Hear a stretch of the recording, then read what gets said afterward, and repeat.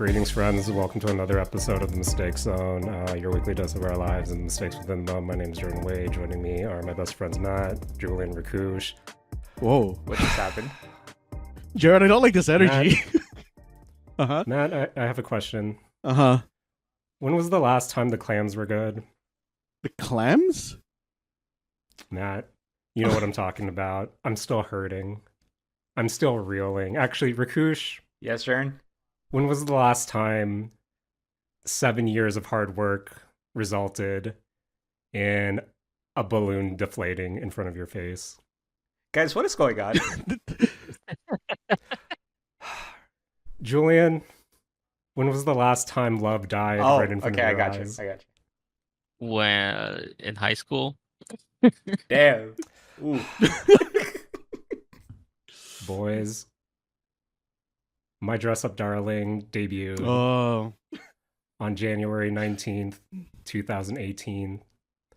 2,620 days later, 7 years, 2 months, 4 days later, it came to a conclusion.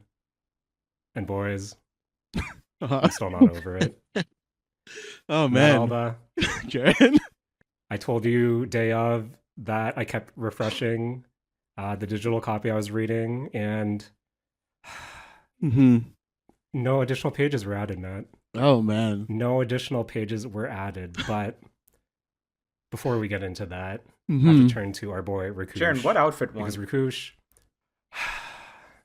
Rakush, Yes, Jaren? I'm looking at the show notes, Uh-huh. and please tell me about your McDonald's experience this week. See, Jaren, you're not the only one who wants to see the world burn down. I think, I've had one of the most outrageous experiences I've ever had going into a McDonald's earlier this week. For the first time since September 2024, mind you, so it has been around 7 months. 6 months? Let's say 6 months. All right? Now imagine my surprise when I order the Raptors Anniversary Edition McFlurry, and I get this utter woke nonsense looking McFlurry cup. It's not even a cup, Jaren. Guys, it's not even a cup. It's a flimsy piece of cardboard in which they pour some soft serve ice cream. Oh. All right, guys? It's like, I am upset, guys. I am very upset because I broke a streak to go and eat this McFlurry that I thought, hey, it's about my favorite basketball team. Let me go enjoy this.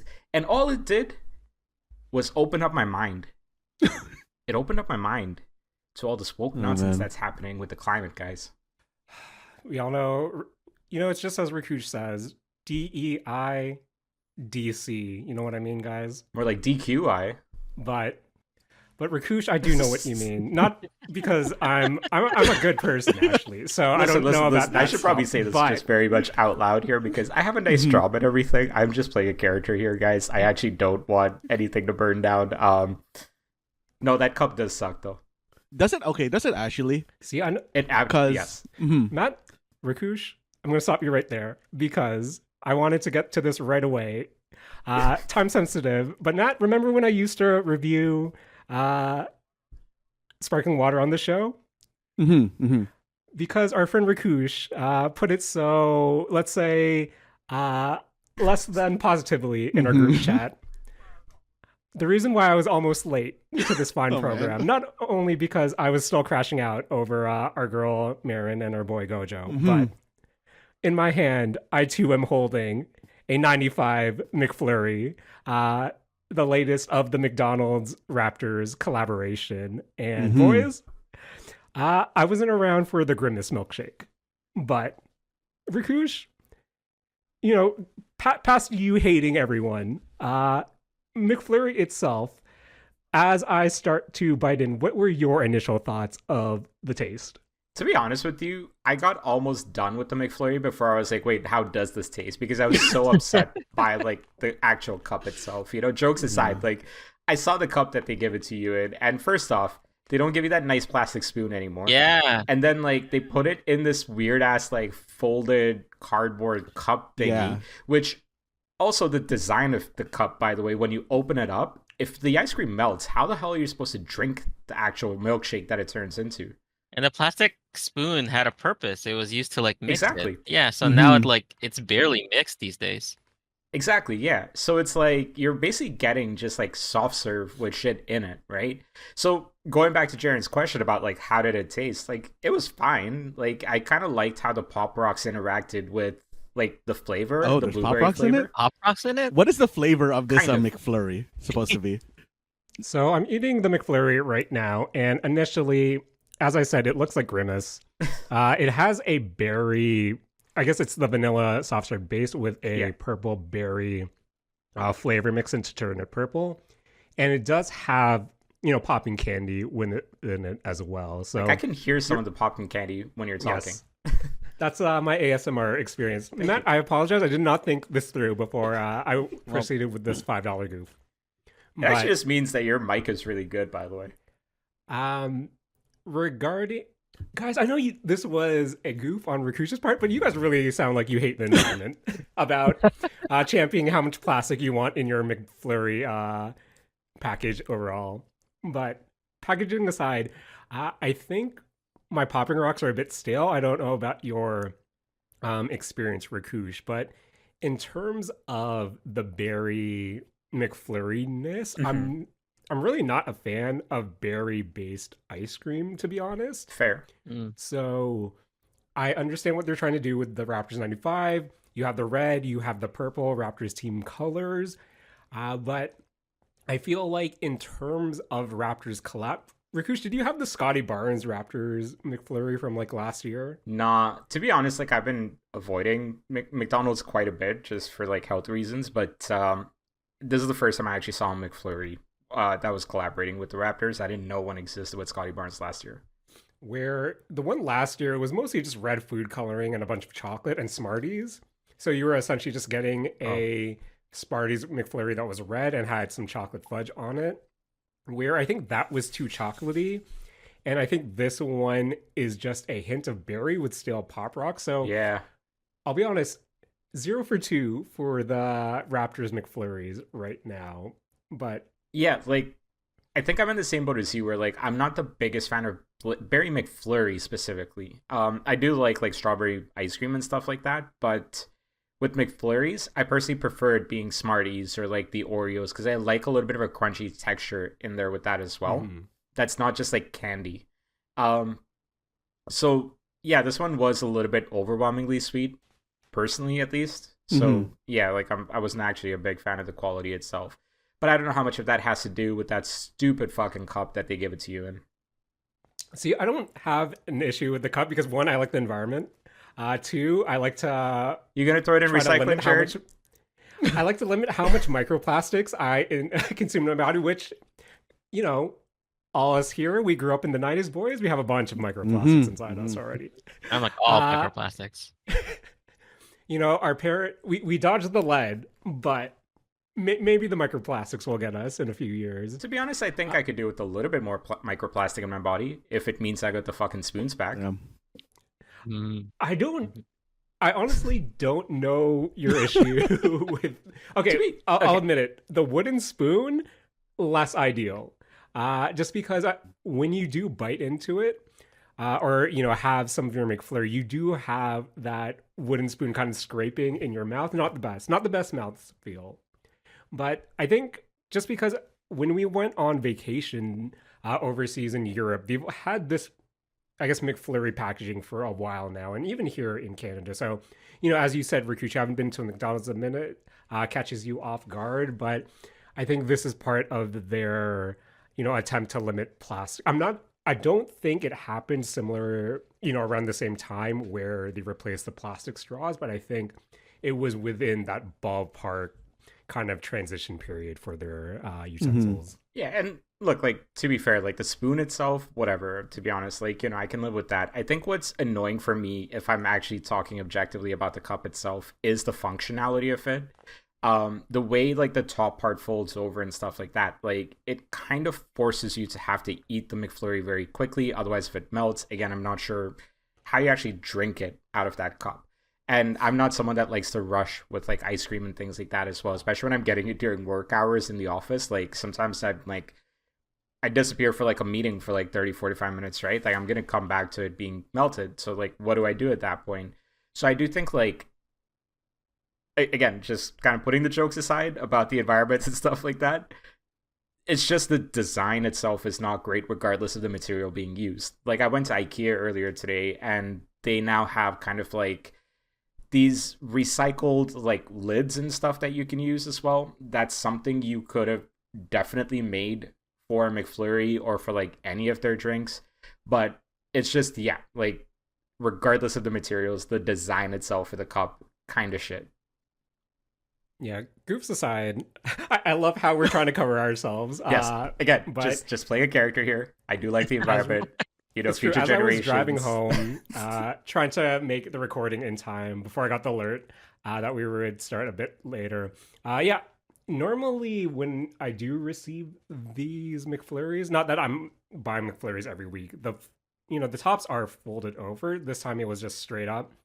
And it was that balancing act of, oh, I hope this doesn't melt Yeah. in my car, in the cup holders. Mhm. So, yeah, I think from jokes aside, from a function standpoint, I think it definitely can be designed better. And as you said, we have seen a lot of places try to limit the amount of plastics they do give you in, utensils, your beverage. And I feel like it's not hard Yeah. to really fumble something like this. So for McDonald's to really go all in on the McFlurry flaps, not the best. Yes, forces you to kind of rush. So Yeah. other than that, the Raptors 95 McFlurry, I don't know. I think Maybe I it's- just want a better chocolate based. Give it a score out of 10. I don't know, because I feel like this would be a solid, I don't know, 5. It's average. I Wow. think if you're into the berries, if you're into the popping rock, if the popping rocks were a bit fresh, I might have gave it a 6, but just felt like some stale popping rocks. I think it's like a 6.5 for me. Like it's on the precipice of good if there's just the right proportions of everything. Like if you put a little bit less of that berry syrup or whatever the fuck they're using, if the pop rocks were a little bit more prominent, like the textures were a little bit better balanced out, I think it would have been on the verge of like, hey, this is actually decent. But like it's just kind of like bare minimum in terms of innovation for me. Yeah. Well, I don't know. Maybe they can try again next year with their Raptors collab McFlurry. But boys, before I was reminded of how sad my dress up darling made me feel this week, didn't get to properly introduce you boys. So joined by my best friends in the whole wide world, Matt Alva, Rakush, and Julian joining us once again. Julian, I know I'm supposed to wait till the end of the episode, but thanks, man, for coming through because you've been playing a new game this week. And it's been something that was counterpicked by Rakush in our fantasy critic, and picked by our boy Mark. So, Julian, this seems to be a title that has, a rocky road to release. But could you tell us what you think of the latest Assassin's Creed in Assassin's Creed Shadows?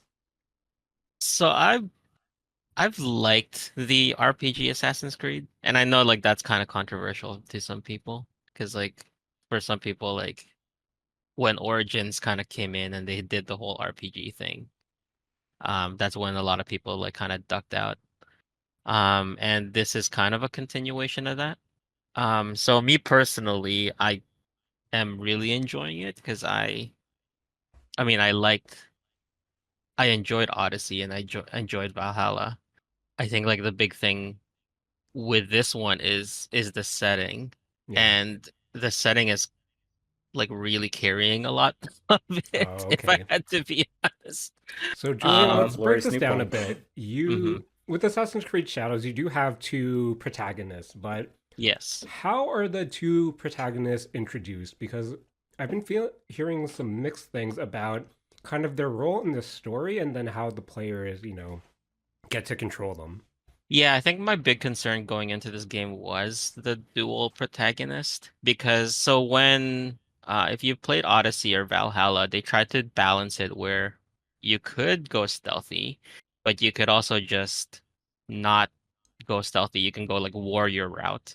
And what ended up happening was unfortunately the warrior route you kind of get so strong that stealth almost became pointless because it's like you're kind of just taking more time than you need to um by being stealthy as opposed to just running in and just like destroying everything as like a warrior, right? Um so I think that's what their idea was when they're trying to kind of split the protagonist. And my worry about that was because a lot of people, and this was kind of a lot of the talks and before the game released, was the idea that Naue, the stealthy character, can do things that Yasuke, the warrior character, the samurai character, can't do. So like Naue can grapple, they can climb, they can like go on like walk on tight ropes, and Yasuke can't. So like there's a big question that kind of hangs up in the air of like why would you ever want to play Yasuke? Like then aren't you technically kind of limiting yourself? But I think they kind of do it in a pretty good way where so you start the game like in the prologue for the very first few minutes you play as Yasuke, and then you play as Naue, and you play as Naue for like 10 to 15 hours depending on like how distracting you get when it comes to open world games. And when you play as Naue, it's like a very very focused stealth gameplay, and they did a really good job of like making stealth kind of like a stealth focus, like a stealth fun. Like they kind of made it fun. Because it wasn't really fun in Valhalla or it wasn't really fun in Odyssey, in my opinion, because it was, like it was very bare minimum. Like you just hide in bushes and stuff. But here, there's a lot of stealth within the environment. Like you could go in like shallow water and like you have like the like you breathe out of like the bamboo tube. You can like assassinate people through like the shogi or paper doors or whatever, and you can like cling onto the ceiling and like assassinate people in the dark. Um, and it's called shadows because like the shadows plays a huge part in the stealth proponent of it. So like before in Assassin's Creed, you would only be stealthy. You'd only be considered invisible or hidden if you're like specifically hiding in an area. So like if you're hiding in a bush or if you're hiding in like a closet or whatever. But in this game, they've made it so that if you're in the shadows, it still counts as stealth as well. So you can like you can use like shurikens to destroy light sources, and then you're in the dark and like enemies can't see you. So like you're in the shadows, like you're a ninja kind of thing. So like they've really like um made stealth kind of worth it. And then like within once you're kind of at the 10-hour mark ish at the end of like that act one is when they kind of reintroduce Yasuke to you. And the thing is like as Naue, since they are stealth focused, like if you get into a group fight, it's almost always better to run away because you'll probably die if you stay and fight. Like if it's like three or more people, it's a really hard fight for Naue. Like it's almost like one or two is probably the most you should be fighting when it comes to Naue. Like three or more, you should probably just like run away. And then like when they introduce Yasuke back, you're surrounded by like 10 people and you easily like destroy those 10 people. So it's kind of like they do this like very big contrast of like, okay, like now we're gonna show you like why this character is kind of worth it to play as. Um, and I think that in itself is kind of like justifies that dual protagonist for me. Because I think my problem was with Valhalla and Odyssey, like it was much faster to just be the warrior and fight people and be stealthy. But now like it's not that much faster and it's also fun to play stealthy. So like regardless of which character you're playing as, I feel like you're still kind of having fun with it. So it doesn't matter like who you want to be. It's kind of just like you're kind of getting something out of whoever you're playing as. So, with the dual protagonists, you outlining how they each have their specific playstyle, and it seems that both of them do have their strengths. Narrative wise, or even just gameplay wise, is there an incentive to switch back and forth, or if you have a particular playstyle that you enjoy, whether it be this group combat or this stealth element, can you just stick to one, or do you feel like there are enough reasons for you to kind of just jump back and forth between the two at will? Aside from side quests, it seems like you could kind of choose. If you really want to stick with one person, you can. Like, I've seen some people online who just specifically stick with one person and kind of just like try to see how far they can get with that person. Um, it's yeah, so like if you want to, theoretically you could do that. But I mean, there are side quests specific to each character. So you do if you do want to like get everything or like do everything, you technically do have to switch Hmm. eventually, but theoretically you could get pretty far just being one of the characters. Okay. So you said you're playing now for essentially 10 hours before you're given the option to uh, essentially start playing once again with Yasuke. And as a fan of previous Assassin's, at least the RPG ones, or at least the RPG adjacent ones, a lot of criticism that I would see for those titles specifically is just length, is pacing, padding, Mm-hmm. and trying to cut through essentially the fat if you're not really into the open world aspects of those games, if you're not a completionist. Where when you tell me that I'm have to play as Naue for 10 hours, that already kind of makes me raise an eyebrow. So, based on the time you're playing so far, Julian, how's kind of that aspect of the Assassin's Creed Shadows? Do you think it is a beefy boy game as well, or do you think there are areas where they're essentially trimming the fat compared to previous entries? So it is, I would say it is still kind of has that bloat problem.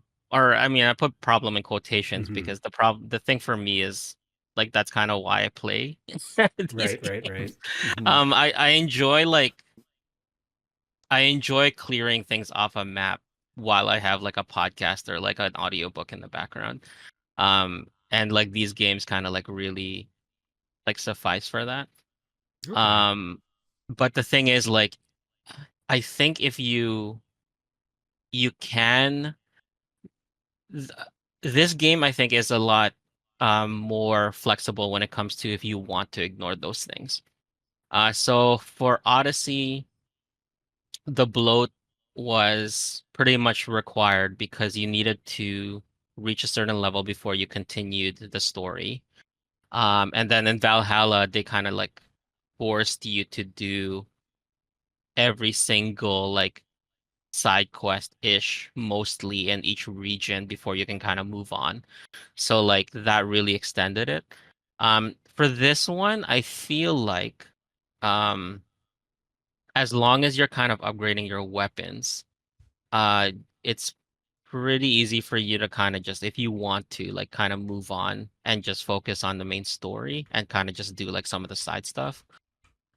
It seems to be a bit more forgiving in that way as opposed to the others. I feel like it was a lot more strict in the previous like RPG type Assassin's Creed. Okay. Some stuff is gated, so like you need like knowledge points to aside from like leveling up your character, you also need to gain like knowledge points, quote unquote. And the knowledge points like will raise your knowledge level, and your knowledge level allows you to unlock certain tiers of skills. So you can't unlock a tier of skill unless you reach that tier of knowledge, Hmm. quote unquote. But those are really quick to do. They're usually like I don't know, they usually take like 2 to 3 minutes to kind of do because they're usually like very quick activities around the map. Okay. So like the longer side quests and stuff is usually pretty focused on like the main story, I'd say. All right. So I got a question. Hmm. As someone who's not played a full Assassin's Creed game since 3, and I played a little bit of Black Flag, a little bit of that London one as well, but not enough to pick up any story. Have they like completely just ditched that whole like Animus storyline, or like what's going on with the whole like future past situation thing that they were setting up in the first few games. So this one is really light on the anime stuff. So if you jump in now, it's probably like the best time to do it. Because Origins, so Origins, Odyssey, and Valhalla was a trilogy of like a very specific anime story. And it ended in Valhalla. Like that kind of like closed up that whole like future thing closed up in Valhalla. Oh. So this is technically the start of a new anime story, quote unquote, but it's been really light on it so far. Like I've been playing, I think, like around like 10-ish hours like this weekend. And I think the only animus like feature stuff was in the beginning of the game, like when you boot it up. Um, and there isn't even a character, like you're the character, quote unquote, that you're like you're the one interacting with the animus, like in the lore of the story. So it isn't even a specific character like Desmond in like the original Assassin's Creed. It's just like it's you. Like you're interacting with the animus and you're watching these memories for some reason, and they're kind of like being cagey about why you're watching these specific memories. They're like hinting, they're dropping hints, but like so far, they're I think this is probably the most like pushed aside of the like the future storyline I've seen in an Assassin's Creed game. So it's kind of like that original basis and setting is not even all that necessary for these games to exist anymore. Yeah, I think this is probably in terms of Assassin's Creed, this is probably the one that makes the biggest argument of like you probably don't need this framework anymore. Like this you could have just thrown me in at the start of like if you take out that like literally 30-second clip in the beginning, like my experience would not have changed from like the start to the finish, or from the start to where I am right now. And again, that could change, but right now, like they're really minimal on the animus stuff. Yeah. Julian, I have one more question before we kind of get your thoughts just on the general gameplay and flow. But as I kind of mentioned earlier with the rocky road to launch for Assassin's Creed, we saw a lot of delays going into Shadows. And I have to ask, how is it just performance wise for you? And does it, based on your previous experience with the franchise, where does it kind of line up in terms of polish? In terms of like a launch game, it's pretty polished. There are like minor, like weird minor stuff that has cropped up. Like the past Assassin's Creed games have been really good when it comes to button mapping. Because I'm like a weird purist where I haven't moved past right trigger to parkour up, right bumper to parkour down, X, Y to do your light heavy attack. I haven't like moved past that. But the since Origins, they've wanted you to do right bumper for light attack, right trigger for heavy attack, and then parkour up is A, parkour down is B. Um, and I that's never felt good to me. I like dodge on B. I don't know where you guys usually put your dodge button, but it's usually like a B or where the circle is for me. Um, but like I can't. There's a controller remapping, but it doesn't work well. What? It's like you remap it, and then there's certain things you can't change, and they overlap, and then like um basically like every single Assassin's Creed game I've been able to remap it the way I've liked, except for this one. Like so it's like small things like that. Also like small like visual bugs like there's a notification on my inventory screen that's telling me I have new stuff that hasn't gone away for the past like 3 hours, even though I've checked everything and I have no new stuff. So there's like minor visual stuff, but when it comes to performance itself, it's been really good. And I've played Odyssey and Valhalla at launch, and those were a lot rougher, especially Valhalla. Even Valhalla now, is still pretty rough. But yeah, I think this one is when it comes to um they said they were gonna take another month to polish when it delayed it like last month, and I feel like they got it to a place where it sucks because it's like when you think of this is like in comparison to how games release these days and completely broken, but this one is a pretty good one when it comes to performance. Okay, that sounds good. Where are you playing it? PC. Okay. Yeah. Have you tried it on the Steam Deck? I know they're trying to get that verified, but I'm not sure the status on that. No, I haven't because I shouldn't have, but so Ubisoft Connect, if you buy it off Ubisoft Connect, you Oh, can right. get like 20% off. Mm. Fair, fair, Um fair. yeah, so I got 20% off because I bought it off Ubisoft Connect, but on buying it off there means I can't play it on the Steam Deck because they don't have that on the Yeah. Steam Deck, Or so if that you sucks. probably have to jump through a few hoops just to get that to work, I'm assuming. But Yeah, I think there's a way because I think I got like um Ghost Recon Breakpoint on my Steam Deck at some point, but I can't remember how to do it. I'll have to look into it, but okay. yeah. Don't you just have to register the game in Steam and then like you can just Oh, just access it launch it through accordingly? there? Maybe. Possibly. Yeah, let me look into it actually, Yeah. because that would be a nice Steam Deck game to Wait, but then how would you get kind it of onto the play around. Steam Deck?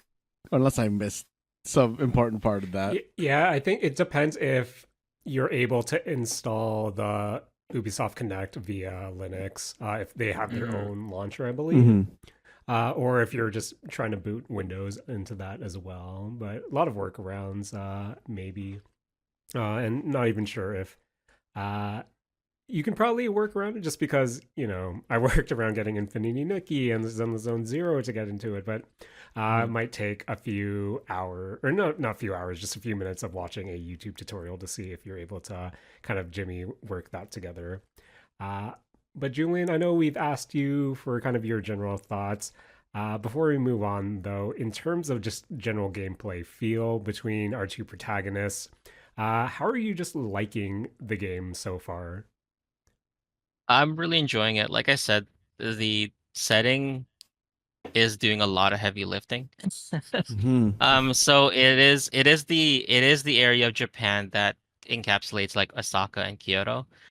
So there's a lot of like so because I've enjoyed a lot of like a lot of people like Assassin's Creed because it's very like it's that idea of like virtual tourism. So like you're going around kind of seeing like these places. Mm-hmm.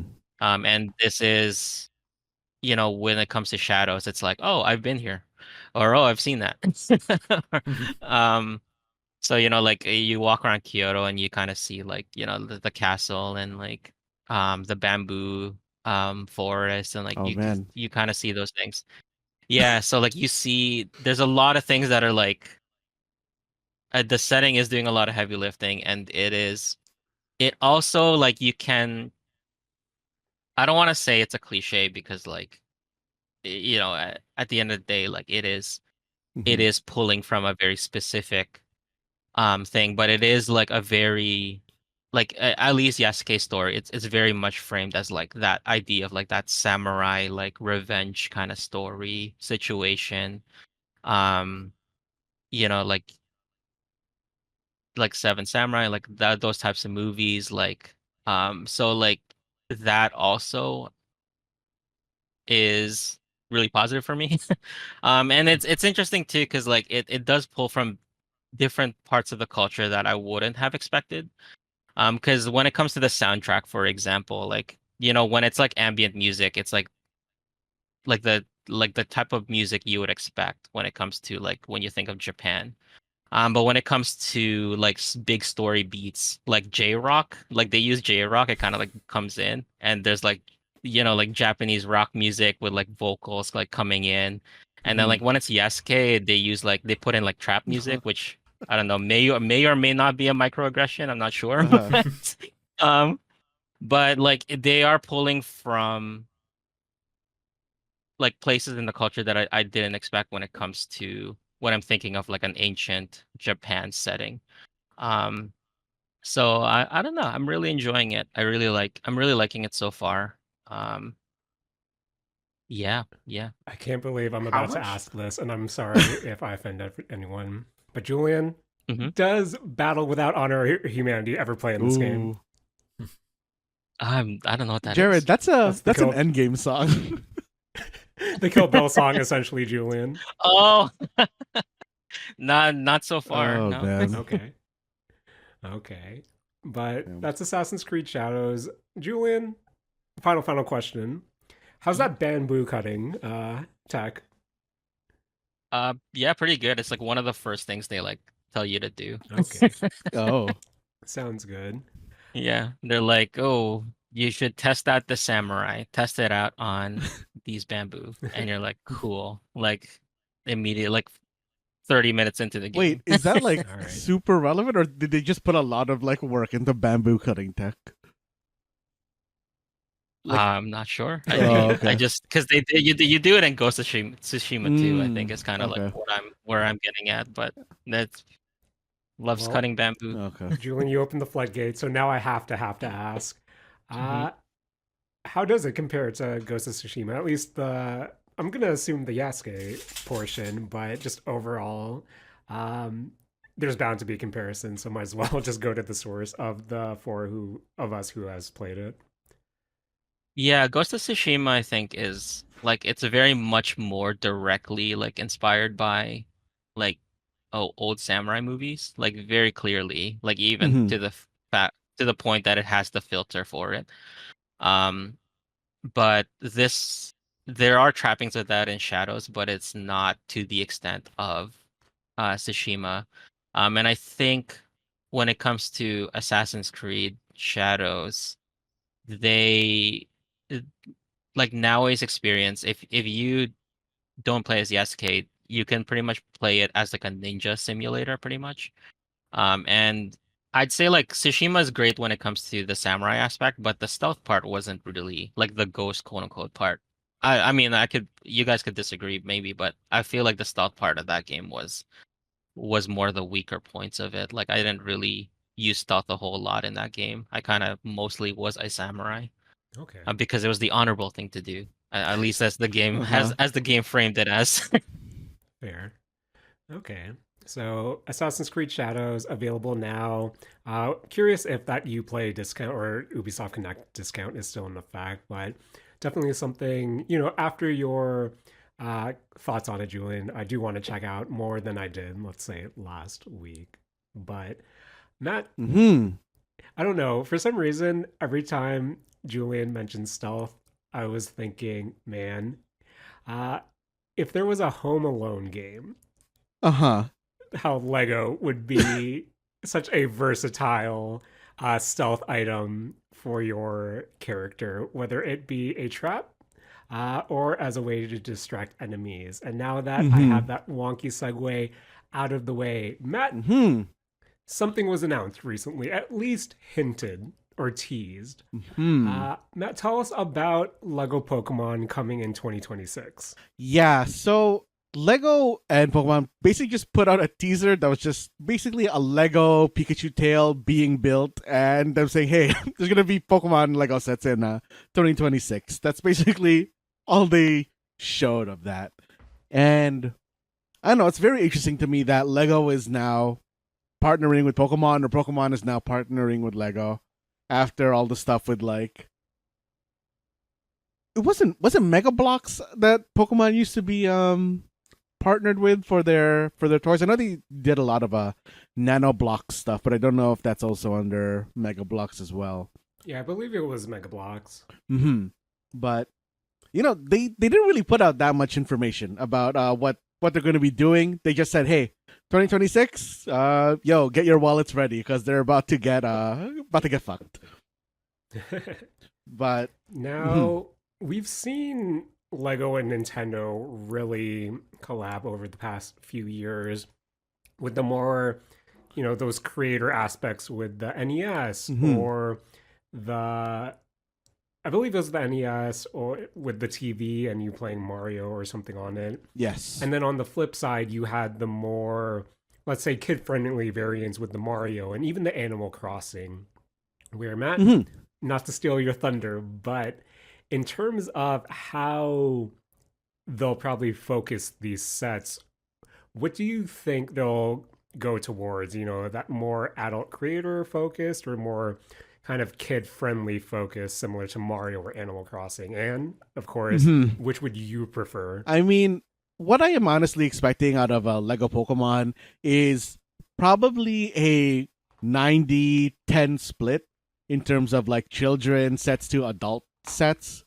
Like I am honestly expecting, it's mostly going to be kid sets where you have Lego figs of what do you call it?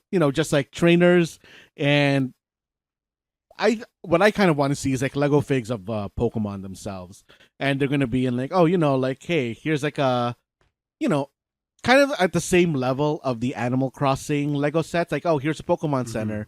Here is, here's, I don't know, what, like a certain town, maybe from like one of the newer games, or here's like, a Pokemon Stadium, and then I'm expecting like I don't know, like a 15,000 piece Pokeball for some reason as like the one adult Yeah. set. Yeah, that's fair. Mhm. Matt, over under on a Pokedex, or are Pokedex even relevant to a Lego set audience? I don't think if there's gonna be a Pokedex, that's gonna be like another one of the like 1,000 piece things, because the Pokedex isn't really around in like modern Pokemon games, right? It's the Rotom Dex now. Yeah, yeah, Mhm. yeah. Which honestly I could still see like being a thing, but I wouldn't see that being a high piece set just because that is not what I feel like an adult Pokemon like buyer would shell $100 or something on. Fair. Like I think that'd be a harder sell for them, but I am expecting to probably buy into some stuff for these Pokemon sets. In terms of your dream Pokemon set, what set would you want to buy, and how much would you be willing to pay for it? Because there's going to be a premium, Matt. I mean, personally, like I would want that like really high piece count Pokeball as like an adult set. I was imagining something very similar to what do you call it, the NES set where you can play Mario, but something like that for Pokemon Stadium instead. I wouldn't mind like I do wonder if they are going to do specific Pokemon sets.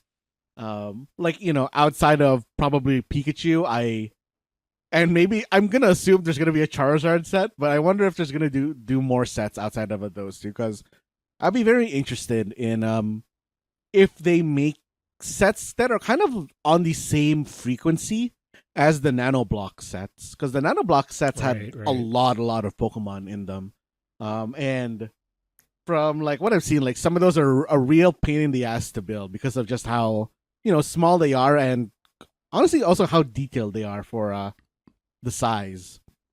So scaling that up to Lego sized pieces would be very nice. Like I don't know if you guys have seen the set, but the kind of set with the Lego set of the kind of bugs, like the butterfly, the Hercules beetle, I think like the mantis. Yeah. Like I would really, really love Pokemon sets of that scale. Of like, oh, it's like evolutionary lines or something. But I think that's a really, really, really big ask for what they're gonna do with this collaboration. Okay. And I know earlier in the year, Lego and Nintendo announced that there would be a Lego Nintendo Game Boy with, I believe, Falcon Brick Studios reporting that, tentative release October 1st, $59.99 USD price tag, and 421 pieces. Matt, Oh over man, under 421 pieces. Yeah. Could you see a Pokemon variant of this release with potentially, similar to having a game played on the TV for the NES version, with maybe a Pokemon Game Boy Color variant, or with some sort of Pokemon seen on the screen? I could see that, but to be honest, I doubt something like that would get made without there also being like an individual like Pokemon, or not Pokemon, Game Boy Color or Game Boy Advance set prior to it. Right. Like, Okay. yeah, I see that would be more like a special edition. Well, final question. Mm-hmm. Based off let's say they do make a Pokemon Game Boy variant release, Mm-hmm. what would you put on the screen? I mean, I think it's just okay. If it's specifically a Game Boy variant, I think you're gonna be playing to, old fucks like us, where it has to be you get, you can okay, the set comes with both the red and blue cartridge, but the thing on the screen is the Nidorino versus Gengar at the start. Of course, of course. Mm-hmm. Have to. Okay. Mm-hmm. But yeah, so this is coming 2026. We'll probably see more information. I don't know. Matt, Mm-hmm. do you think we learn more about this set this year, or do you think they'll just put it on the back burner until all the Switch 2 stuff is out of the way? I think it's like semi backburnered until Switch 2 stuff. And I guess it also depends on how far into 2026 it comes out. Like if it's Right, early, right. yeah, I definitely see it, news by September, but if it's late, like, next summer is still viable time for 2026. Okay. Also curious to see if this will coincide with any Pokemon game release Mhm. or, some sort of maybe next Pokemon Day celebration. We might see more news here. Maybe even the sets at that point, but Mhm. we'll see. Mhm. We'll see. But Rakush, Jaren? speaking about things that we've seen, you've seen a movie recently. So, I have, yeah. Rakush, tell us about Mickey 17.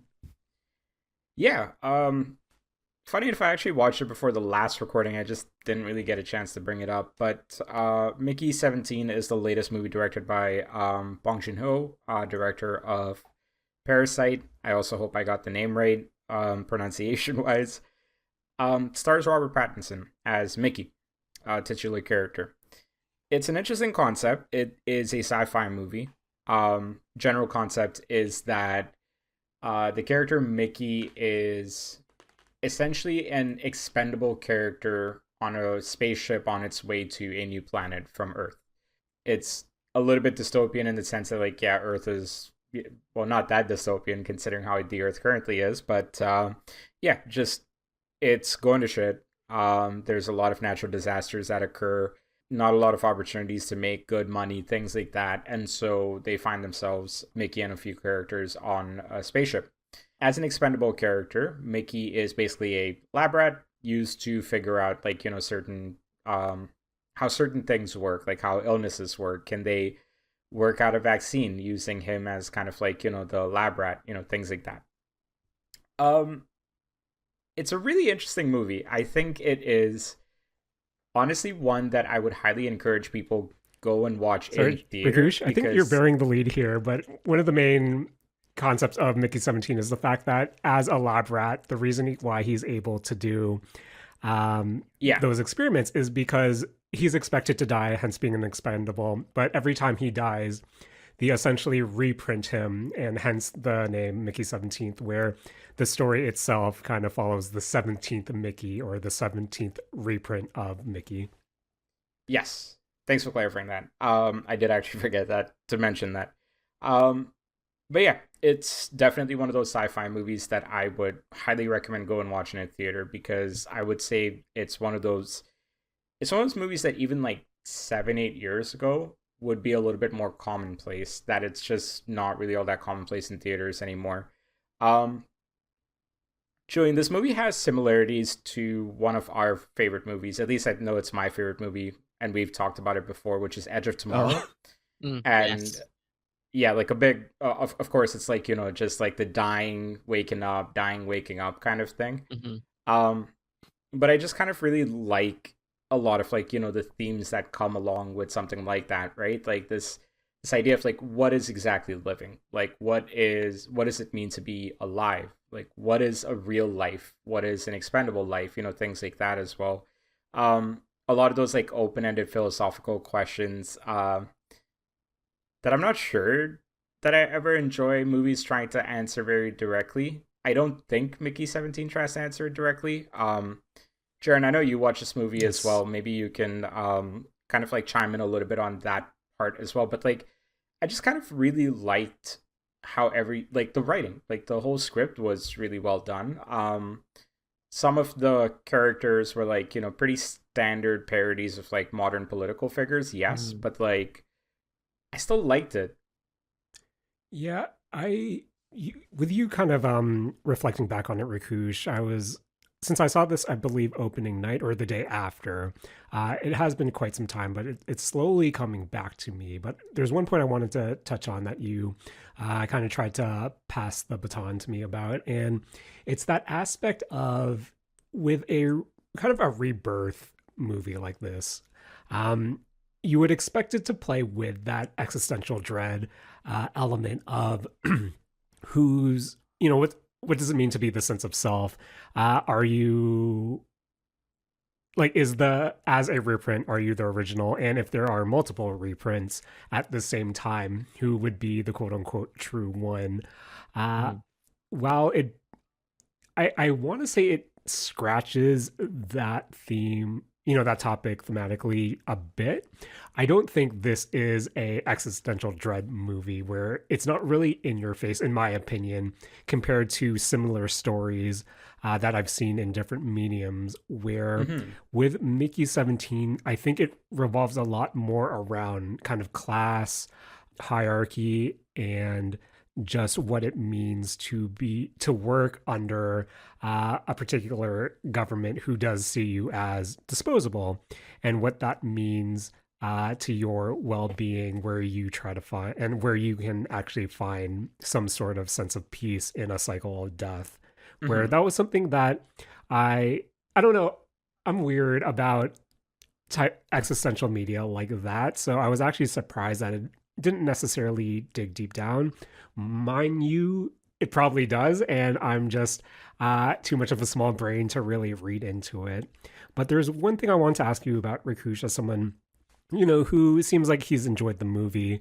I think when it came to the kind of, we get to the climax and the centerpiece moment, because of course you're on a spaceship trying to fly to a new planet, and then it's this group trying to colonize this planet, and that all leads up to a certain scene with them dealing with the planet's inhabitants, where Yes. I'll be honest, I did not expect that kind of last half hour to play out like it did, where I feel like the movie begins one way but kind of ends in a different way, if that makes sense. I just kind of wanted to get your feel about, I guess, the film's pacing and its overall narrative, and if you felt it might have been, if you think it flowed really well, or maybe there might be some kind of disjointedness. I think overall I did like the flow personally. Part of it also, to be honest with you, it reminded me a little bit of Nausicaa as well. The first Ghibli film from 1984. A lot of similarities between the inhabitants of the planet and a lot of the characters, creatures that pop up in Nausicaa as well. I think in general, I didn't hate the pacing. However, I would say the last 15 to 20 minutes could have probably been bundled up into another part of the movie itself. I do think that the director tries to put too much of a neat little bow on top of the movie. Almost like he's like, I'm not making a sequel to this for sure. But I think, yeah, it just kind of felt like, oh, everything is very conveniently answered. Although I do feel like that's kind of a little bit of a general problem with modern movies anyways. I think, like, I wanted to go back to another part that you were kind of talking about, and it does tie into the pacing a little bit as well. You talked about how movies like this typically come with an existential dread. This one felt refreshing because it was less existential dread, and it felt more like an existential celebration, or like celebration of existence, where it's kind of like this character that as the title of the movie suggests, has died like 16 times before. He's on his 17th iteration, and he is getting tired of dying, and he doesn't want to die anymore, right? But then, like, he appreciates, because of this process that he's going through, the finality of everything that he could be experiencing if he only had one more go around for things, right? And it's almost like a weird appreciation of that, Whereas, like, it's sometimes we kind of think about that as a concept and it's a little bit like, man, time is running out. Like, I want to do this. But the reality is kind of just like, whatever you got, you can appreciate. And I kind of really appreciated that myself in this movie, And so I also think that because it's not looking at the dread part as much, the pacing was a little bit less tense. Like, I don't think I felt like, a sense of like shit hitting the fan at any point in the movie. But I think that's part of like the theme, and that's why it kind of flowed the way it did, which I can also see it potentially coming across as, hey, this is a little bit slower paced, or like, it's a little bit kind of all over the place kind of thing. I do sense that, but I don't think the movie was trying to evoke dread necessarily. Mm-hmm.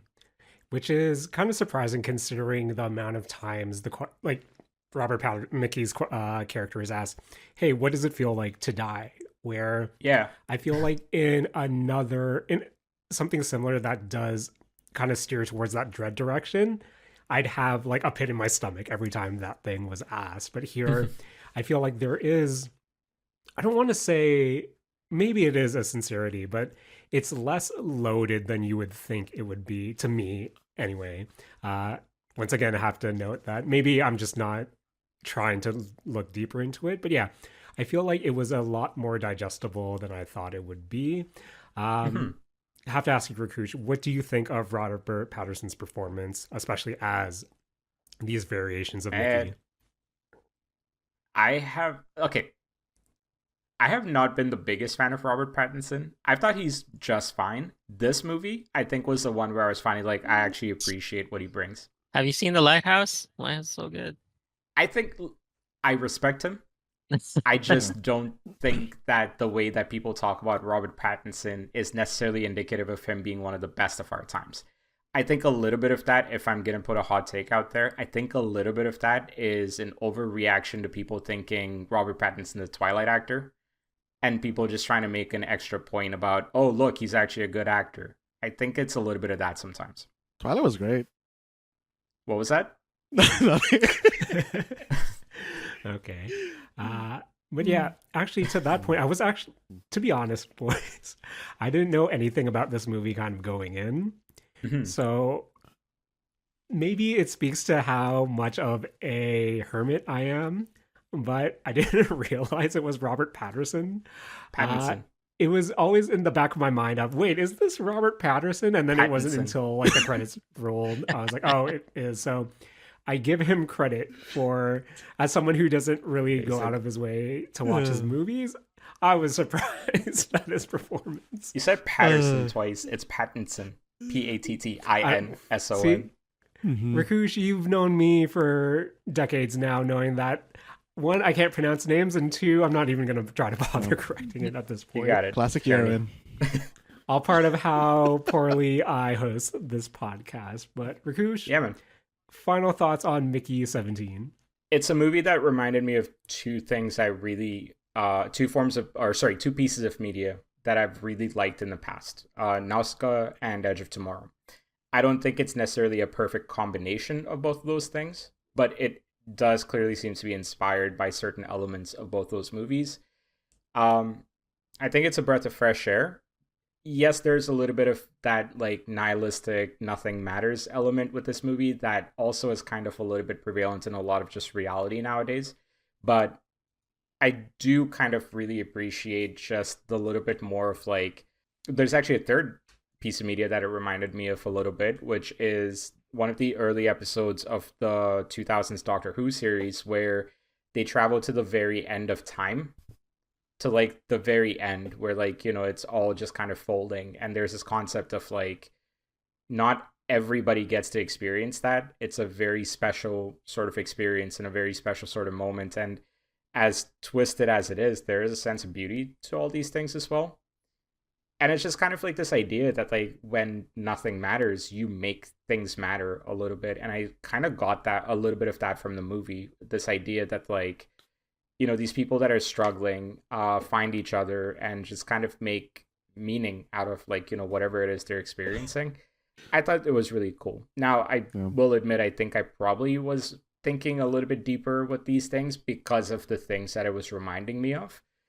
Maybe I wouldn't necessarily have that same reaction if I didn't have the same affinity for some of these other movies or episodes, of other TV shows and stuff. So yeah. Okay. So Mickey 17, I think it's still in theaters. Not sure when it will come to streaming or home release, but check it out. Good time. More lighthearted than I thought it would be. Yeah. But boys, speaking about names that I can't pronounce, as I was in a bummer mood at the top of the show, gotta talk about it. This week or last week, we did see the conclusion to My Dress Up Darling. After 115 chapters, 7 years, we finally got to see the conclusion of Shinichi Fukuda's work. And Matt, this came hot to our screens. You dropped it to me. I forget which afternoon, but immediately dropped everything I was doing to read, I believe, the 19 or so pages to this conclusion of currently 14 volumes, probably going to be 15 by the time it's all done. But Matt, have to ask, I already alluded to it at the top, but what did you think of My Dress Up Darling chapter 115? It was not a good chapter.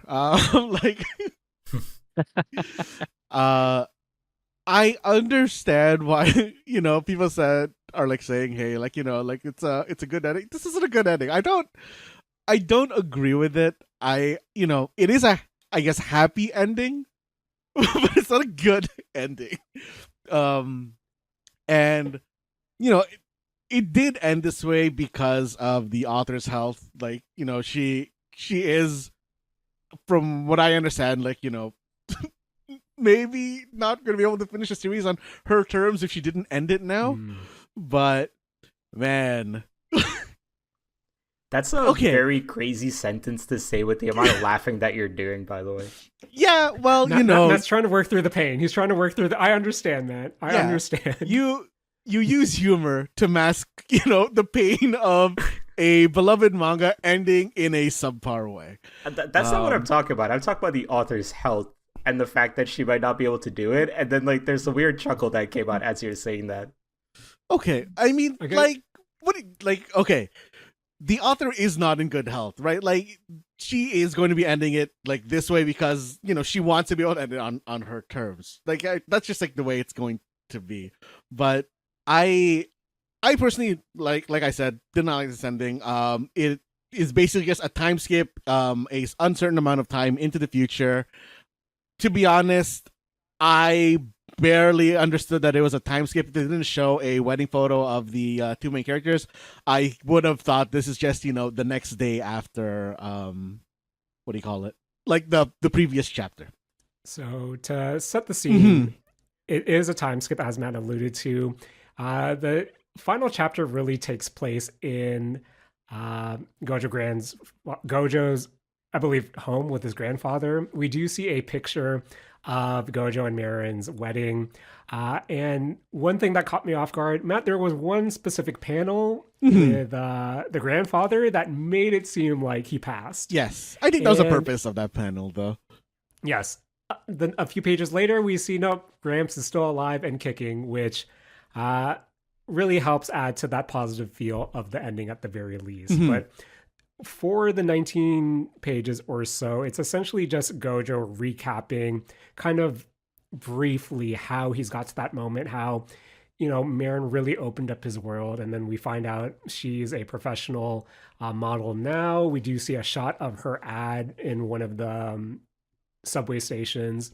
And we do learn that Gojo, took over the family business. He's a notable Hina doll artist, and he's about to have a segment on, a big news program. So it's Marin, Gojo, Gramps, and Marin's father all getting together to have dinner to watch this news program while kind of Gojo reflects in the background how he gets there. To Matt's point, it really, if we do see an aged up Marin just a bit, but for the most part, I think Gramps does have a bit more wear on him, but not enough for me to, if if we didn't see Mirren, I would have also thought that there was no time skip as well. But this all leads up to the final panel, which is essentially them at the dinner table. We have Mirren's dad giving us a kind of story about his day, and Gramps and Gojo laughing, and Mirren saying how the clams are good, and that's how kind of the story ends. Where I think the reason I have issues with this as the final chapter is because throughout the over 100 chapters for its entire run, My Dress Up Darling exists in this weird, not really weird, but in this limbo between trying to celebrate what cosplay is, the art of cosplay is, what goes into it, what goes into the craft, and of course the romantic comedy between our two protagonists. And in for better or for worse, leaning into the cosplay or leaning into the romance has really put pacing at odds with kind of the two throughout its entire run, where to lead up to this final chapter where you don't necessarily get that celebration of cosplay, and the relationship between Gojo and Marin is kind of, arguably an afterthought, all leading to a wacky story from Marin's dad at the end. I thought that it was just a weird way to end based on what the components as a whole the series has portrayed itself to be. And, for the author to, I'm hoping they're happy and this is the best that they could do just to put a bow on it. I think as a fan myself, I was hoping for a bit more, and that might be greedy for me, but it's hard to really, I said this a few weeks ago, where depending on the ending, this either puts it, to me personally, in that top tier category or that what could have been category, where by the time I finished reading this chapter, I was hoping for some sort of, bonus epilogue when the final volume comes out, just something to give a bit more substance, because ending the story on a weird office story from Aaron's dad is just a weird place to end the story overall for me personally. But not any other thoughts when it comes to the ending? Honestly, it just feels incomplete. Like I said, the circumstances surrounding it are what led to it, but as a story, this is very much an incomplete story, and it feels bad that it had to end this way. Have you guys read any series recently where you actually liked the ending? I was just thinking that. I was like, every time I think of a manga and the manga ending, I'm like, can I think of a manga that ended that I actually like? Yeah, that's a good ending. I think I'm in the same boat as you. We Never Learned had a very good ending. I also feel like a lot of things don't end normally anymore. Like they're ending because they're axed, or they are, just ongoing. Because they are just like still going, but they're like franchises that you can't really put a definitive end to. Yeah, because I was thinking about JJK. That was a shitty ending. To be fair, that went wild like 3/4 of the way through. So you could see it that it was gonna go bad. Dude, considering I started reading it, I would say around halfway through. I would say more than half the manga was kind of doing stupid shit. But anyways, there's JJK. My Hero Academia is kind of they had an open-ended finish. They did a one-shot, which once again didn't clarify anything. So yeah, it just kind of feels like some of these big series are just as annoying as it sounds, being treated like brands or franchises or whatever, right? Where it's Are you concerned about the One Piece ending? Is that what you're saying? I think I'm fine with the One Piece ending. I think that's the one where I'm fairly certain it's going to have a definitive ending, because the whole, I think whatever the ending is going to be for that series, I'm not going to be too concerned with it, because I think the amount of story and the amount of world that we have explored has left little, has left me wanting for little. I think at this point, they've covered virtually everything that they had promised to cover. I know not every series gets the chance to do that, but I think One Piece is a rare exception here. But hey, maybe I'll be wrong in the next 10 years when it ends. Man, now that you opened the floodgates, Rakush, I'm trying to think back to everything that has the end tag on my reading list right now. Dr. Stone poop, Promise Neverland poop, actually Hattori Bochi. MXO, Matt. MXO still kills me, man. Yeah. And yeah, to Matt's point, We Never Learn is the golden standard of how a harem should end. And Like, I'll always stick by that. yeah, I'm also like going through, manga that have recently ended for me, and there are like some like I thought like were like pretty well ended. You and I are polar opposites. Baby steps. I mean, I'm going into like manhwa for this one, but this is like story of a low rank soldier. Horimiya, I thought had a pretty good ending. Like, I think like there's like honestly for manga endings, I feel like it's a 50-50 on if it's gonna be good or not, to be honest. Yeah, I think it was to your point, Matt. It's how does like what leads up to a manga ending? Is it, unfortunately, like in this case, is it author health, or is it just canceled by the publisher, or it really depends how we get here. And I think what really kills me for My Dress Up Darling is that something can end after 20 chapters, 40 chapters, and be complete, where I do think Marin and Gojo's story still has legs. I still feel like you can explore a lot more, and where even if it had to end, I think there's just a better, or at least a more, I don't want to say better, a way to present the ending that feels a bit more satisfying, where I think this is Gojo and Marin's story, so I would like to have for them to have, the final word in regards to that. But I don't know. I thought Nagatoro ended well. I thought Mega Cute Hokkaido Girls ended okay. Rakush, how did you think that ended? The Hokkaido Girls one? Yeah. I mean, I didn't read the series. I did see the ending. It seems like it was fine. Okay, fair enough. But like, I didn't. Sorry, Matt, read before it, I cut you so, off. Yeah. But yeah, I don't know. I said it a few weeks ago. I said it just earlier in the segment. I'll say it again.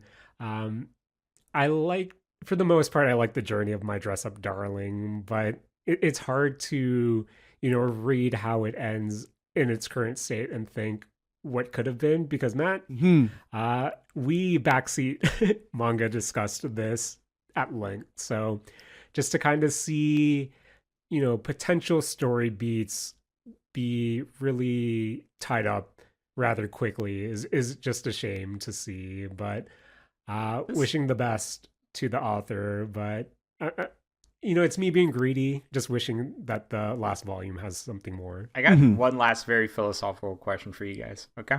Because I've been like the last couple of minutes I've been thinking about this now of like, why did I find those ending shit, the ones that I mentioned?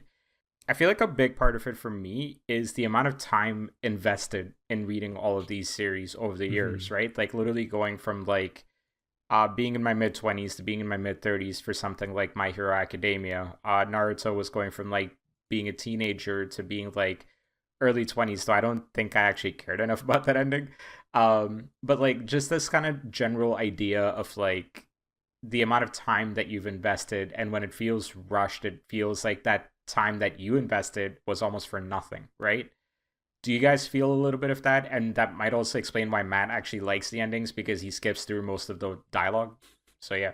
I mean, I like read all that. I understand why you're calling me out on this, Rakush, but like that is specifically, I give a shit about the dialogue. Like I read the dialogue, I read the subs and stuff. Like I skim through movies by just reading the subs. It's like what I'm just I know you're goofing. goofing I'm on, sorry, but like I'm just goofing.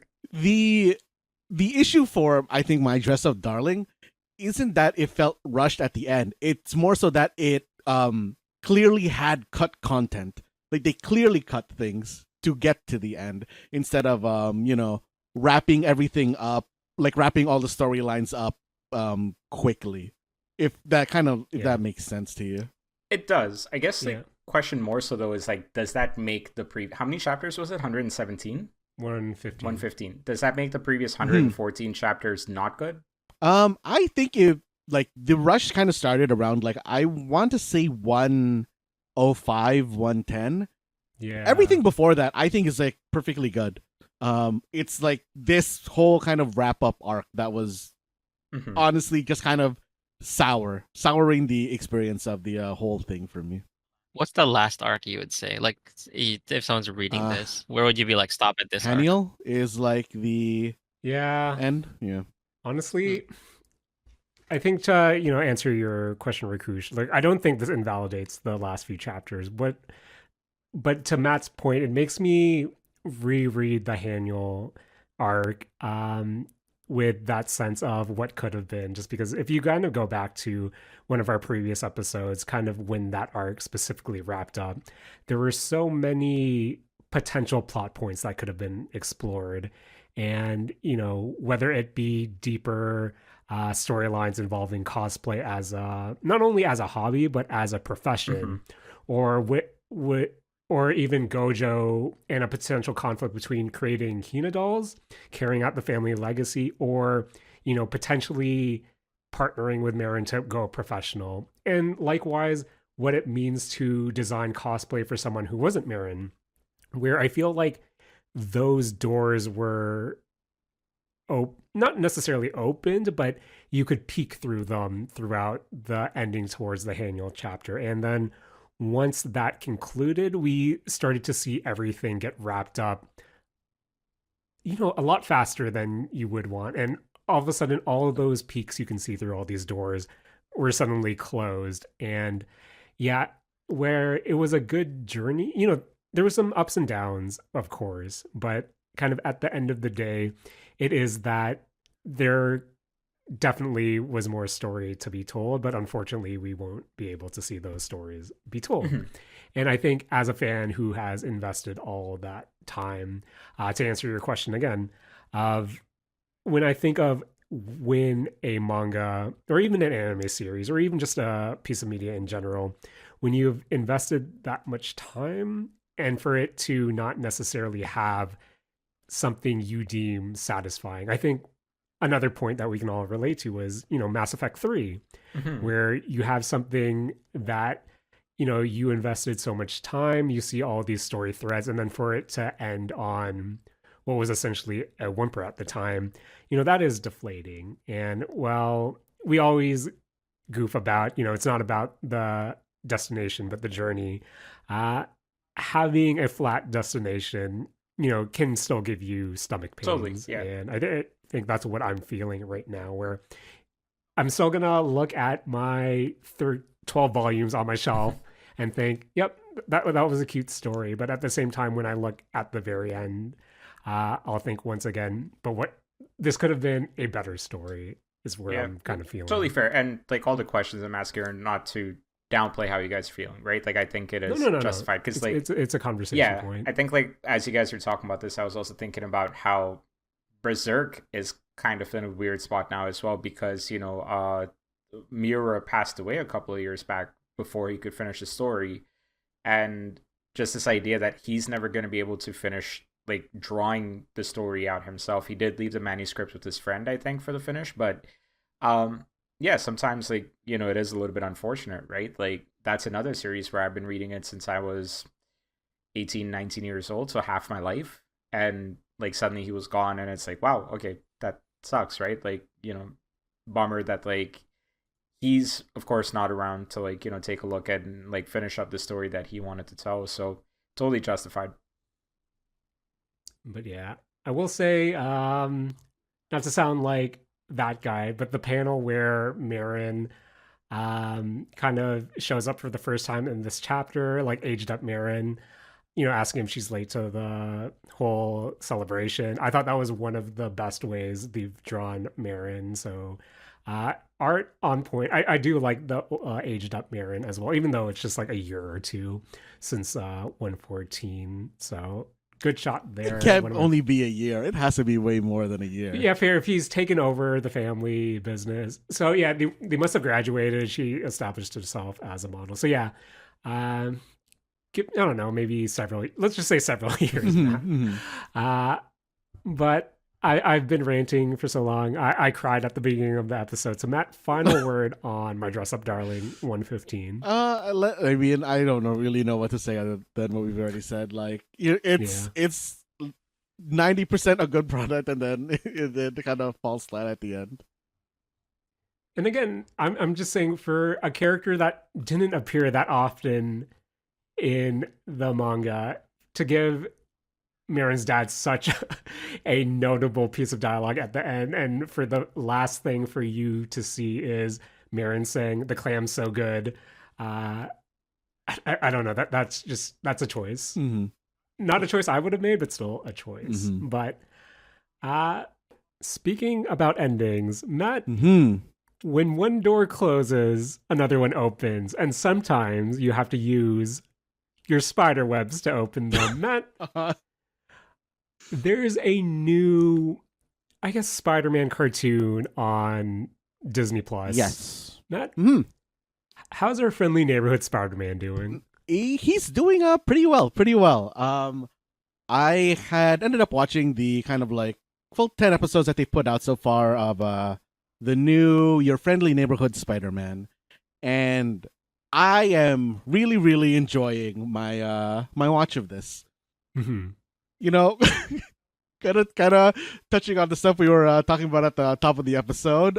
You know, I have heard a lot of things about, hey, you know, this is your woke neighborhood Spider-Man, but you know, like, and to be fair, you know, I see why they're thinking that.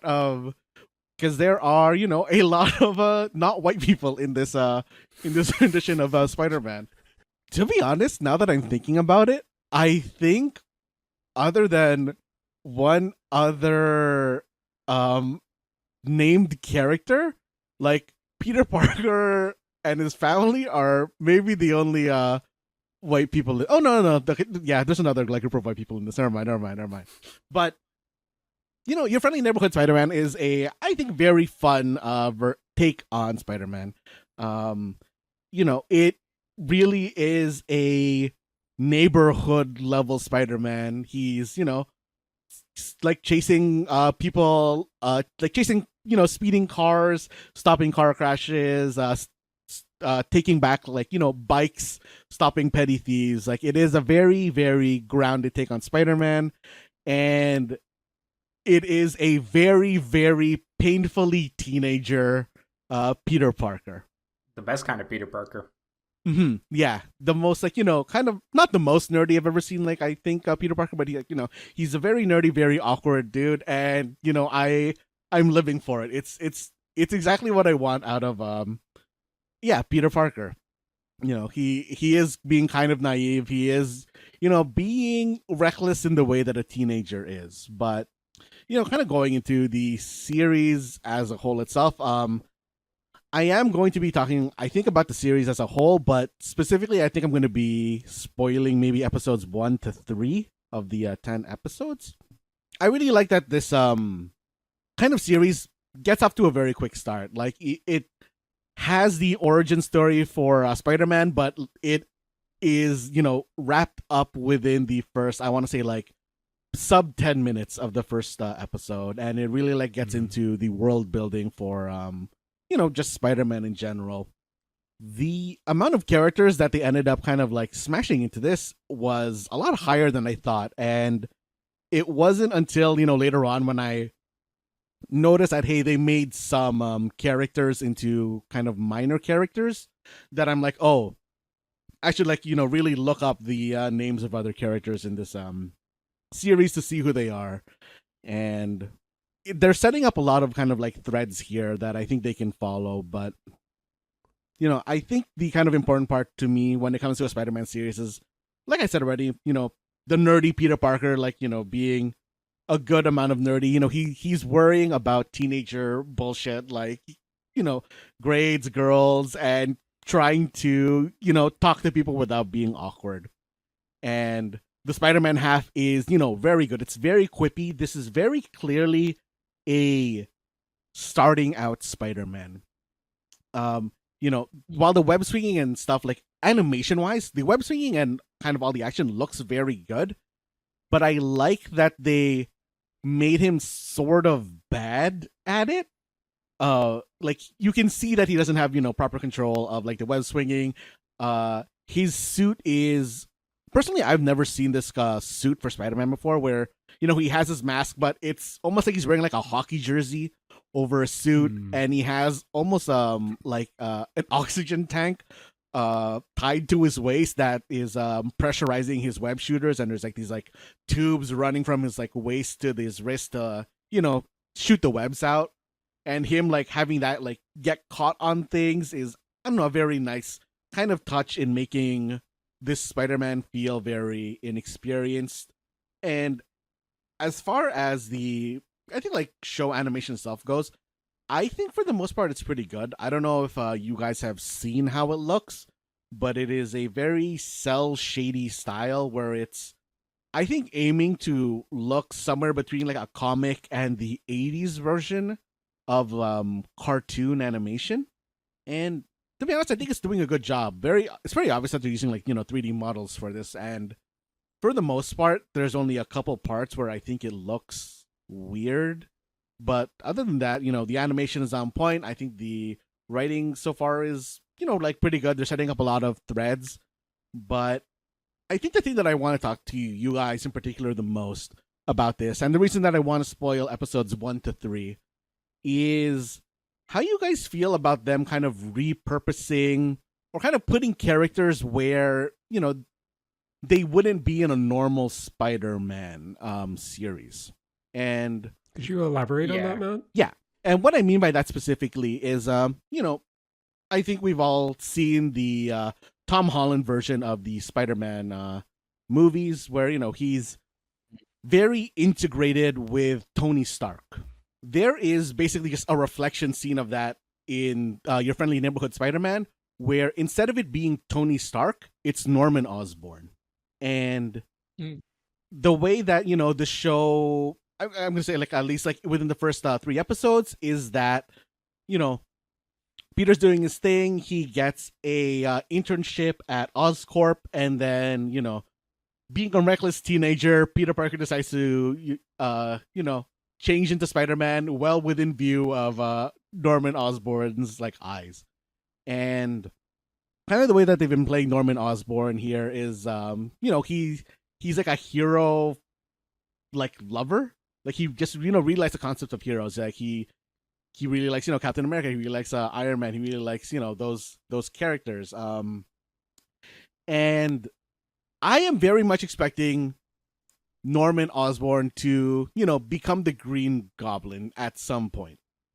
And I'm wondering how you guys kind of feel about, I guess, them trying to set him up as a goodish guy at the start. Because he does, in this iteration of him, very much feel like they took Tony Stark and just applied, or Robert Downey Jr.'s Tony Stark and applied like that filter or that personality to Norman Osborn. Like, do you think that they could keep, I guess, Norman Osborn good or prevent him from turning into like the Green Goblin or something like that? So, Rakush, as someone who has more comic knowledge just in general between the 4 of us, to Matt's point, Norman Osborn as the, father fill-in character, as the mentor, that's kind of, worn territory for the Spider-Man story in terms of different iterations that we've seen before, correct? Yeah, honestly, like, we don't even need to talk about the comics at that point, right? Like, look at the 2001 Spider-Man movie. Even look at Spider-Man 2 with Doc Ock and, like, Alfred Molina playing that role. Take a look at the recent Spider-Man video games with Doc Ock being that mentor figure as well. And eventually, like, the mentor figure finding out who who Spider-Man, aka Peter Parker, is. I think, like, it's charted territory in some ways. It is a new character that they're trying it with. And, of course, like, the twist being that Norman Osborn knows that Peter Parker is Spider-Man is an interesting one. I think, like, my gut reaction to that question, Matt, that you ended with, the idea that, like, could they continue keeping Norman Osborn as a good guy and not turn him into Green Goblin? I think it's a missed opportunity to tell a good story if you don't proceed with turning him into the bad guy, right? Like, I think that you're you're wasting a character if you're just keeping him good. To me, Norman Osborn has Green Goblin in general has always been a little bit of that sort of like, if we're talking Spider-Man's like number one arch enemy, sort of like how Joker is to Batman, I think it's Green Goblin, right? So all this is likely setting it up in a place where like he's gonna turn into the Green Goblin is gonna be a little bit heartbreaking. And maybe it's too presumptive on my end to say that like, they're not good, like, it would be a wasted opportunity to not pull the trigger on it. But I kind of feel like if you were not going to pull the trigger on that, you should have gone with a different character as a showrunner. Have you guys is anyone here reading the new Ultimate Spider-Man line? No, I've read the Ultimate X-Men Volume 1, but not the Ultimate Spider-Man stuff. Okay, because this is kind of like beside to the point. So I'm not sure if you're familiar. There's a new Ultimate Mhm. line, and it's basically a remake of. Long story short, in the original Ultimate universe, Reed Richard turns into the Mhm. Maker. He turns like evil and turns into the Maker, and he recreates a new. Yeah. He recreates a new like Ultimate universe. And basically, what he does is, since he's evil now, he creates this Marvel universe where there are no superheroes. And then, like, long story short, Doctor Doom, Tony Stark, Doctor Doom, ends up creating the heroes much after the fact. So in this Ultimate Universe, in this Ultimate Spider-Man line, it is Peter Parker as a 30-year-old married to Mary Jane with 2 kids, and then he gets his spider powers. So it's him being much older. And in this universe, like, just to kind of bring it to that point, Norman Osborn is like dead. So there is a Green Goblin, but it's already Harry. And he's like he's like one of the first superheroes. Like Harry is, as a Green Goblin, is one of the quote unquote like first superheroes. And is kind of like trying to figure out the superhero thing like with Peter Parker, now like adult Peter Mhm. Parker. So like I think there is like room to kind of like repurpose characters. Um if you're kind of like if it kind of you're kind of like telling like a different story. Yeah, if I may just kind of chime in though, right? Like Harry Mhm. Osborn has previously been the Hobgoblin character as well, so like there's still some connection there, even though it's kind of Mm. like, oh yeah, he's a good guy, Green Goblin kind of thing. But that is also an ongoing series, right? If I understand correctly. Ultimate Spider-Man, yeah, it's still Yeah. going on. So Yeah. like, It could definitely be, but they are setting it up for well, I mean, I don't want to spoil I it. mean, So that's the latest to be. Hmm? Sorry, go ahead. No, I just they could definitely still go into that direction for Mhm. sure. And I mean, even like the Spider-Man 2, the video game, right? Like a big chunk of that game is you actually like, fighting crime with Harry Osborn as well. So like there are definitely like, yes, like Spider-Man is a franchise where they try a lot of different things and they do tend to be more experimental with it. So the door's not fully closed on it, to kind of go back to Matt's question. I don't know, my gut feeling is kind of like, if you're gonna tell a story like that, I personally don't know if I love Norman Osborn as that character, but I'm also kind of speaking blind because I haven't watched the show yet, so it's a little bit unfair to the show. I mean, that's personally really just like what I was wondering. Like, there are more spoilery stuff that I do want to kind of like ask as well, but I don't know if you guys are gonna end up watching this or not. I mean, I don't mind spoilers. Do you two mind spoilers? No, I think I got spoiled because of TikTok. My Disney Plus Okay. lapse. So. Amazing. Okay, Amazing. so I guess a different question I have, also related to Norman Osborn, and for listeners, I think this is going to spoil up to the end of Your Friendly Neighborhood Spider-Man. I feel like there is a chance that they make Norman Osborn Venom. How do you feel Oh, about okay. that? Or something like going like, him being a different villain, or just anybody being a different character or a different alter ego, I guess. Spoilers for the video game. Isn't Norman Osborn Venom in the video game? Oh, is he? Harry Osborn. Yeah, and Spider-Man too. Harry Osborn, my bad, my bad. Oh. Yeah, I think there's so much Spider-Verse stuff these days that it's kind of like at this point, I think the most malleable when it comes to like mixing Yeah. Mm. things up is probably Spider-Man. Like out of all the comic franchises, I'd say, Mhm. because there probably is. Like I'm trying to think off the top of my head, like just thinking about like all the Spider-Verse stuff, whether there has been like remixes like that before, but I'm kind of coming at blank right now. But Mm. Oh. But yeah, I think part of the beauty of, trying to reboot, trying to not really reboot, but trying to create something new is really putting a spin on, what you kind of expect from the property, and what you can kind of create originally with these preset characters that you have these, otherwise preconceived notions of, where I think when you deal with something that has characters that you are used to seeing in particular roles, and for them to subvert those are usually how I, with multiverses and whatnot kind of being overdone in popular culture these days. When it personally works for me, it's you take a character and it completely is Mm. flipped from how you expect it. So, especially when you're trying to fill out a roster for your streaming services, it's kind of like why I like the what if stuff. Yeah.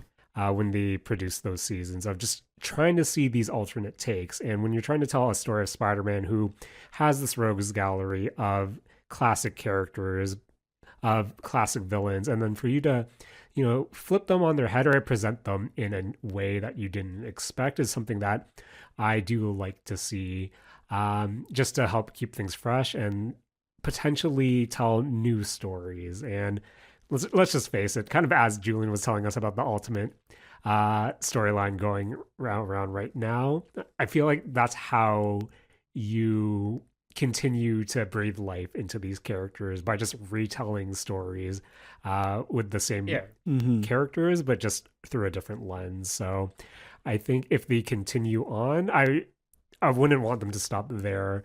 I would want them to introduce these new characters with these unique takes to them. It's kind of also why a lot of comic books go through, or like at least DC and Marvel go through reboots so often, right? Like you kind of got to keep things fresh. You got to keep people interested.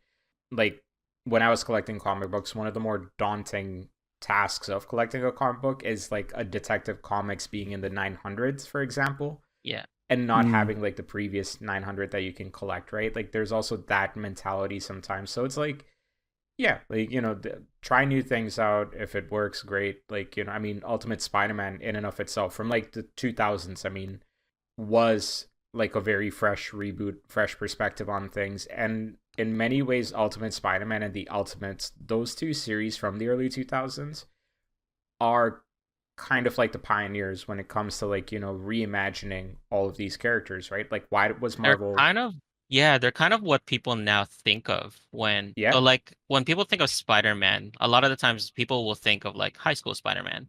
That's very specifically that original Ultimate Hmm. Spider-Man run. Because before that, Yeah. like 616 Peter was only really, if you look at it, was only really a high schooler for like the first few issues, and then was in college and an adult for most of 616. But I like, believe so. and then like Ultimates, how now we think of Nick Fury, really did As some, Sam Jackson as yeah, opposed to a white dude, right? Yeah. Yeah. yeah. Yo, So like, those woke politics, man. Those woke politics. so like it is like that reframing from the ultimate, like the original Ultimate Universe that Hmm. kind of is now what we think of. It kind of became the status quo and kind of overtook what kind of like came Yeah. before it. And in many ways, yeah, it's like what has influenced so many of the decisions since then as well, right? With like a lot of Mm-hmm. these like long story franchises, like reboot them every couple of years. Finally try a Black Spider-Man, right? Like things like that. Like taking those chances only happened because these two series were wildly popular, like to the point where it saved Marvel from like folding. That's how successful they were, right? So, um, yeah, like I think if any franchise can try doing some unique stuff, Mhm. I do think it's Spider-Man, to be honest. Yeah. And I think this conversation really, returning back to the latest Spider-Verse movie, that aspect of having that core moment that really defines what or who a Spider-Man was, and then having Miles kind of subvert that. I think that was such a fascinating aspect to take in terms of kind of forming your conflict around. So yeah, to all your points, once again, it's how do we take something so established and then, subvert it for our audiences? And that's how these companies are able to retell these stories over and over again. So yeah, to looping back around to Matt's question, Harry as Venom, sure. Like from what you said, Matt, the quality is definitely there. Where I think something like that is pretty good, but in terms of me being me, Matt, just tell me when Black Cat makes an appearance, and then I'll start watching as well. Yo, Jaren, maybe this question was just Peter Parker's best friend, and one of Peter Parker's best friends, and this one is an Asian girl. Okay, God, Matt, don't get me started on Silk. It's not Silk. Man, I said it before. When I found out about the Silk character and her backstory, I thought, wow, they're really going swinging for the fences here. Silk deserves better, in my opinion. Peter's son might be Venom in the new Ultimate Spider-Man, so that might be interesting. Oh, okay. Yeah. And Black Cat is like aged down because they're now the same age as Peter's son. They have like a thing going. Yeah. Oh. Jaren, bro, I got a question for you. What if it's not Black Cat but Silver Sable? Sure. I'll take that. I'll take that. Will I resubscribe to Disney Plus? Probably not. But if it's Black Cat, maybe. Amazing. Maybe because I hear. Have you guys heard anything about the new Daredevil? Is that good? The Daredevil Born Again? Yeah. Yeah, it's pretty good. I watched like the first 2 episodes of it. Is it resubscribe to Disney Plus good? If you're not already subscribed, I've fallen off a lot of MCU stuff. I'll be honest. So maybe I'm not the best person to ask. The last one I watched was Thor: Love and Thunder, and that pretty much killed any That was a dud. Yeah, that movie's a dud. Killed any desire for the MCU. Man. It was like on paper such an interesting concept, and they just fumbled it so badly. Yeah, and because they were pulling from, I know a lot of people were excited because they were pulling from like one of the most celebrated like Thor arcs when it comes to the comics, and then apparently they just completely botched it. So. And they had like really good actors in this too. Like they fumbled what I thought was a really interesting character for Christian Bale to play. I mean, he was still really good for what it was. It's just overall, that was not great. Yeah, sure. Disney Plus is good if you want to watch a lot of Korean stuff. They've got a lot of good stuff on there. They have all of the. Yeah, I'm just gonna keep watching Top Chef over and over again in the background. Boys, I love Top Chef. Having Top Chef in Toronto is wild because now I recognize all the points of interest that they show in the in-between shots, and that makes me happy. But yeah, Matt, final word on Your Friendly Neighborhood. Actually, Matt, did you watch X-Men 97? I watched a bit of it, not all of it.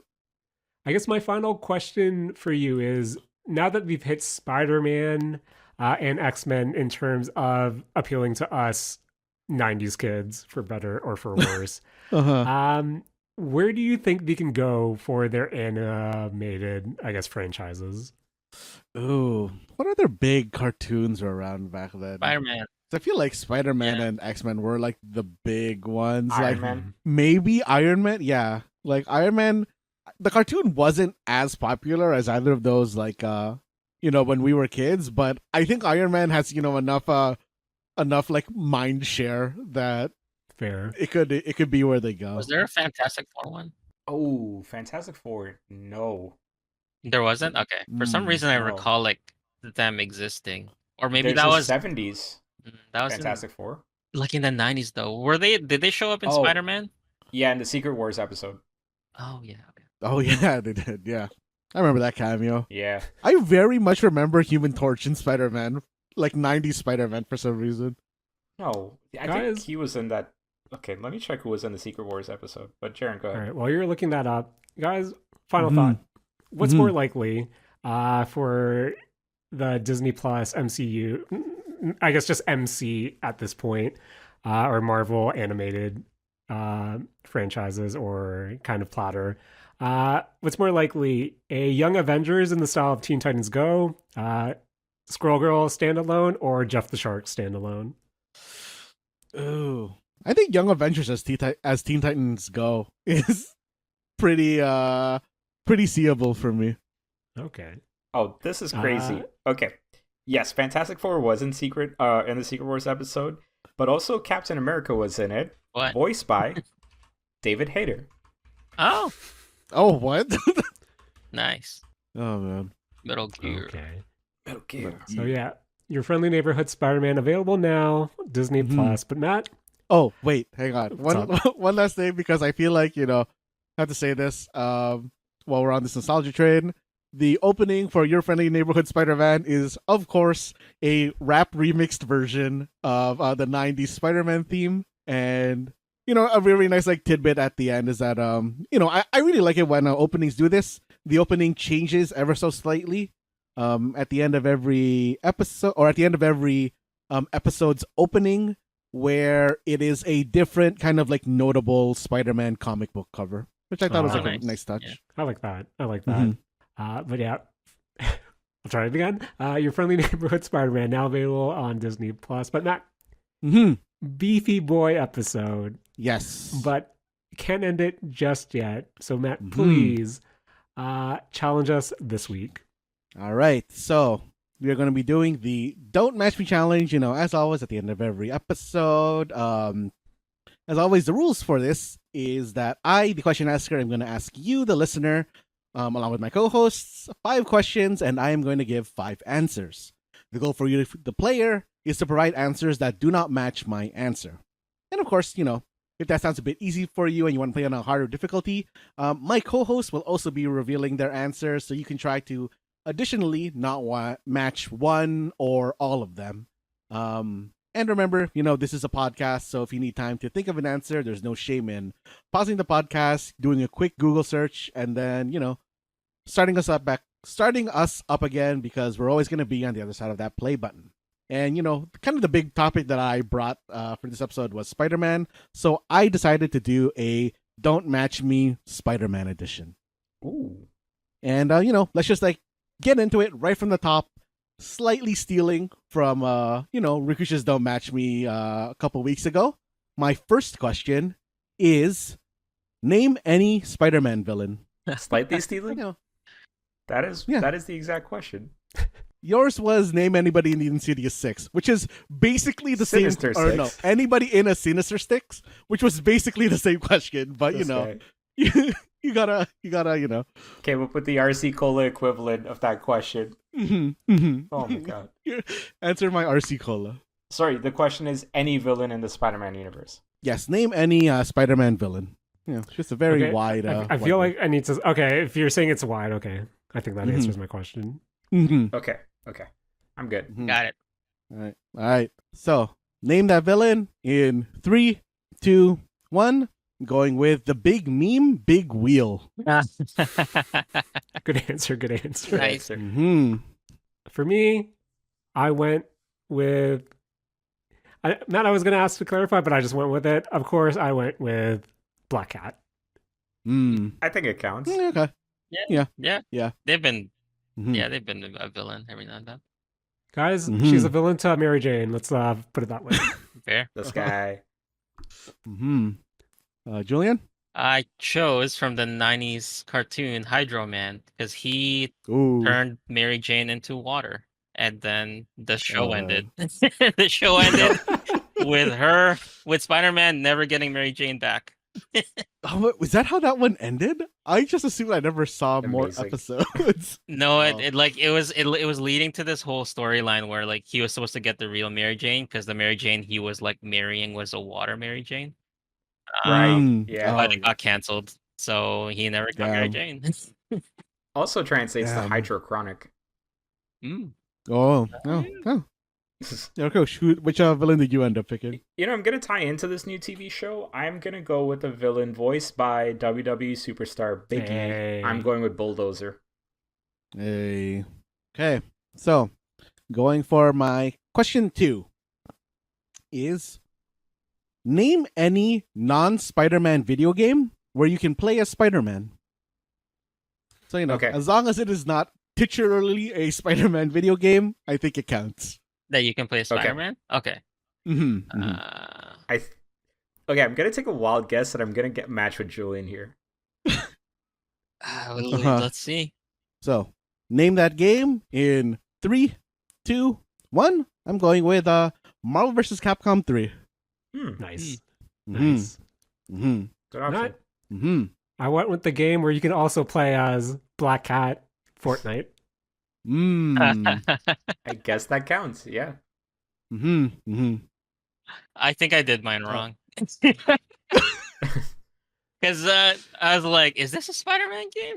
I guess it maybe is. I'm not sure. I thought Maximum Carnage, but I was like, because it has Carnage in the name, but I was like, wait, that is actually a Spider-Man. Technically a Yeah. Spider-Man game. I was like, that is a Spider-Man game. So I did Do it you have wrong. another one? Do you have another one that you want to answer? The other one I thought it was a Marvel vs. Capcom 2. Mm-hmm. Technically not Mhm. 3, so Yes, I dodged it by a single numeral. Mm-hmm. We'll take that. There, we'll take that. I'll be honest, I thought you were gonna go with Marvel Ultimate Alliance. Oh yeah, that's a good one.